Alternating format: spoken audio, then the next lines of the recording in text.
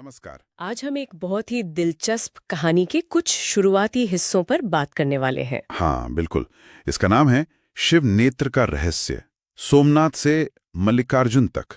और हमारे पास जो अंश हैं वो 3 किरदारों के इर्द गिर्द घूमते हैं, सूरज, रिंकू और त्रेया। कमाल की बात यह है कि ये तीनों एक रहस्यमयी खोज पर निकले हैं और सुराग उन्हें अलग अलग बिल्कुल अनोखे तरीकों से मिल रहे हैं। हाँ, जैसे प्राचीन ग्रंथ, ध्यान और सपने भी। बिल्कुल। तो कहानी की शुरुआत होती है सूरज से। वो एक लाइब्रेरी में है और उसे एक किताब मिलती है, त्रिकाल तंत्र।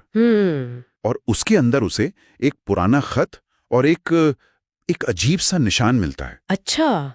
और बात यही दिलचस्प हो जाती है, ठीक वैसा ही निशान त्रेया ने अपने सपने में देखा था। अरे वाह, ये तो कनेक्शन साफ है। हाँ, और खत पर लिखा है, जब नेत्र जागेगा तब द्वार खुलेगा। एक पहेली जैसा है ना? बिल्कुल एक पहेली। और इसी समय देखिए, रिंकू ध्यान में सोमनाथ मंदिर का दृश्य देखती है। अच्छा। हाँ, और त्रेया वो सपने में देखती है, सोमनाथ के पास उल्टी बहती लहरें और शिवलिंग के पास एक आंख, एक जागती हुई आंख। बाप रे, तो ये तीनों अलग अलग चीजें, सूरज की रिसर्च, रिंकू का ध्यान, त्रेया का सपना। हाँ, ये महत्वपूर्ण है। कैसे चेतना के 3 अलग अलग स्तर, बौद्धिक शोध, ध्यान की गहराई और अवचेतन के सपने, सब एक ही सच्चाई की तरफ इशारा कर रहे हैं। बिल्कुल। और सूरज इन सबको जोड़कर शिव नेत्र की बात करता है, चेतना की आंख, जो शायद सिर्फ खास जगहों पर ही प्रकट होती है, जहां ब्रह्मांडीय ऊर्जा ज्यादा हो। और सूरज का ये सोचना कि शायद ये पृथ्वी की चीज ही ना हो, ये बात कहानी को एक अलग ही मोड़ देती है। हाँ, पहला पड़ाव तो तय हो गया लगता है, सोमनाथ। बिल्कुल। ये गैर सांसारिक वाला विचार, क्या ये कोई प्राचीन ज्ञान है या कोई उन्नत तकनीक या कुछ और, ये सवाल शुरू से ही मन में आता है। तो खैर, तीनों सोमनाथ पहुंच जाते हैं और वहां समंदर किनारे हवा में कुछ अजीब सा है, कुछ अलग। अच्छा। रिंकू को महसूस होता है जैसे कोई भूली बिसरी याद हवा में तैर रही हो, ध्वनि से जुड़ी हुई। दिलचस्प। और त्रेया, उसे तो पानी के नीचे से मंत्रों की आवाज सुनाई देती है। ये देखिए, ये अलग अलग इंद्रियों के अनुभव, ये ध्यान देने लायक है। जैसे वो जगह हर किसी से उसकी खासियत के हिसाब से बात कर रही हो। हाँ, ये महज संयोग तो नहीं लगता। नहीं, बिल्कुल नहीं। फिर उनकी मुलाकात होती है मंदिर के एक बुजुर्ग पंडित से। अच्छा। और हैरानी की बात ये कि वो पंडित उन्हें पहचान लेते हैं। वो कहते हैं, तुम जैसे लोग हर 100 साल में एक बार आते हैं। हर 100 साल में? ये तो बड़ी अजीब बात है। हाँ, और वो त्रेया को स्वप्न बालिका कहते हैं, मतलब वो लड़की जिसका सपना सच्चाई का दरवाजा खोल सकता है। ये 100 साल का चक्र, ये बात सोचने पर मजबूर करती है। क्या ये कोई ज्योतिषीय घटना है या कोई पहले से तय योजना जिसका ये तीनों हिस्सा है? पंडित का उन्हें जानना, ये भाग्य या नियति वाली बात जोड़ता है? सही कहा। तो पंडित जी उन्हें मंदिर के पीछे एक गुप्त रास्ते के बारे में बताते हैं। गुप्त रास्ता? कहाँ जाता है वो? समंदर के नीचे एक गुफा तक। लेकिन ये रास्ता सिर्फ तब खुलता है जब ज्वार कम हो, लो टाइड में। वाह, प्रकृति और रहस्य का कैसा मेल है। सिर्फ खास समय पर खुलने वाला रास्ता।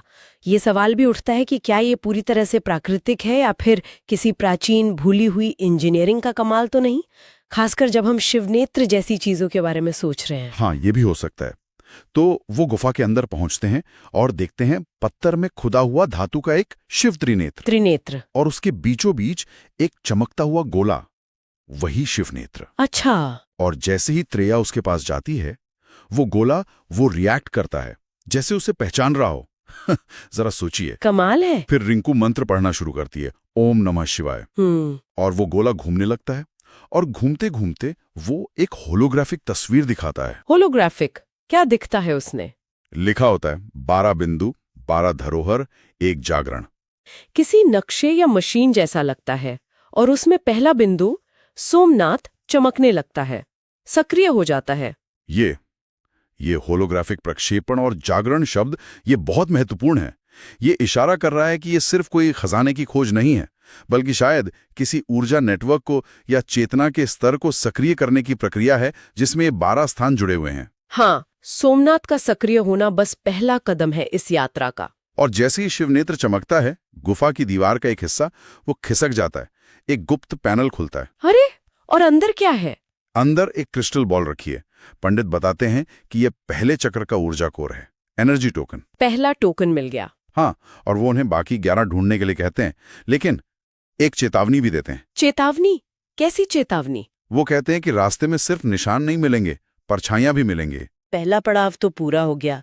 सोमनाथ जागृत है, शिवनेत्र एक तरह से गाइड बन गया है और पहला टोकन भी मिल गया। हाँ, और अगला पड़ाव है मल्लिकार्जुन, जिसे जंगल ऑफ कोड्स कहा गया है। जंगल ऑफ कोड्स, नाम ही रहस्यमयी है। ये परछाइयां वाली चेतावनी ये सोचने पर मजबूर करती है, आखिर क्या मतलब हो सकता है इसका? बिल्कुल।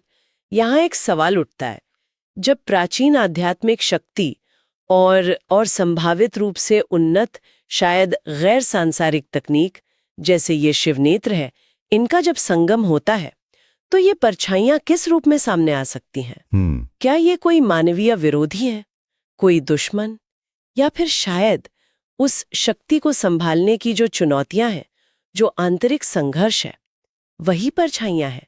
ये आगे की यात्रा के लिए एक बहुत गहरा सवाल छोड़ जाता है। सही कहा, ये सोचने वाली बात।